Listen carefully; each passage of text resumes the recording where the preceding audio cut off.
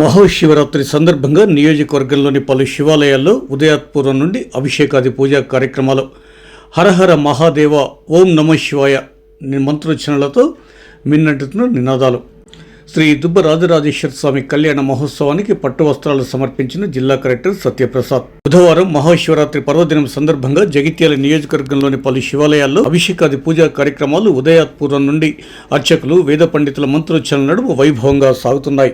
ఈ సందర్భంగా జిల్లా కలెక్టర్ సత్యప్రసాద్ ఆధ్వర్యంలో పలు ప్రధాన ఆలయాల వద్ద భక్తులకు ఇబ్బందులు కలగకుండా అధికార యంత్రాంగం అవసరమైన అన్ని ఏర్పాట్లు గావించగా, ఎస్పీ అశోక్ కుమార్ ఆధ్వర్యంలో ఎలాంటి అవాంఛనీయ ఘటనలు జరగకుండా ముందు జాగ్రత్తగా బందోబస్తు ఏర్పాట్లు చేశారు.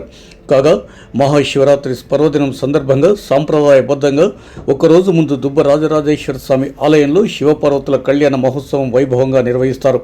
ఈ సందర్భంలో ఆనవాయితీగా జిల్లా కలెక్టర్ సత్యప్రసాద్ స్వామివార్లకు మంగళవారం రాత్రి 8 గంటల ప్రాంతంలో సారంగాపూర్ మండలం పెంబెట్ల కోనాపూర్ గ్రామంలోని శ్రీ దుబ్బ రాజరాజేశ్వర స్వామివార్లకు కళ్యాణ మహోత్సవానికి పట్టు వస్త్రాలు సమర్పించి ప్రత్యేక పూజా కార్యక్రమాల్లో కలెక్టర్ సత్యప్రసాద్ పాల్గొన్నారు.